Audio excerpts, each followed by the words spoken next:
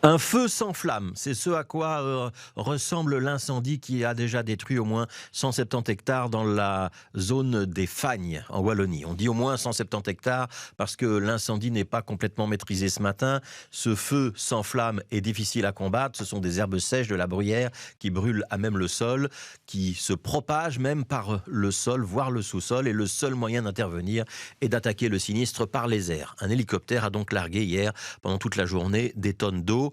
Près de 140 pompiers, la protection civile sont mobilisés dans cette opération.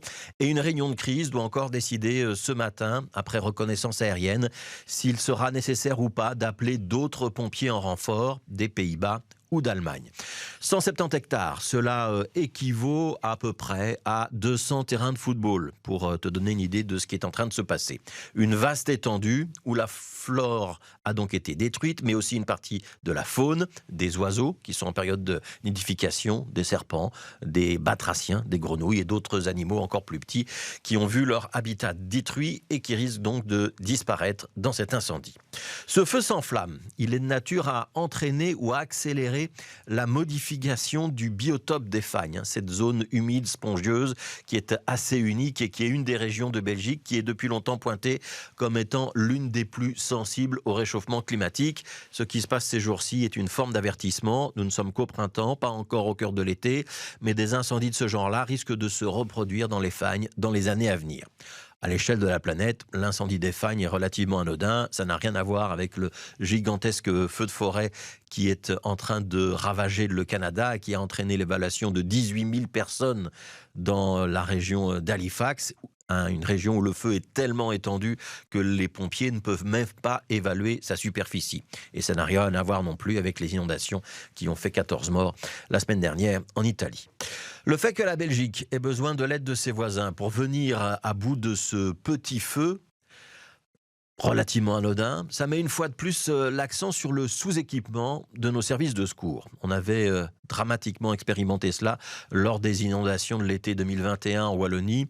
Nous ne sommes pas suffisamment équipés pour faire face aux catastrophes environnementales. Qu'il s'agisse d'inondations, d'incendies, de sécheresse, il va falloir investir en matériel, en hommes, apprendre les techniques d'intervention, parce que le réchauffement climatique n'épargnera pas la Belgique.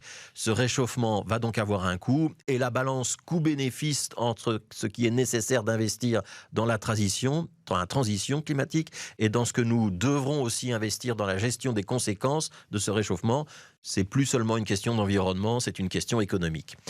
Nous avons pris du retard dans la lutte contre le réchauffement climatique. Nous sommes donc condamnés à investir de deux côtés parce qu'il est acquis que la Terre va se réchauffer d'au moins 1,5 degré dans les années à venir.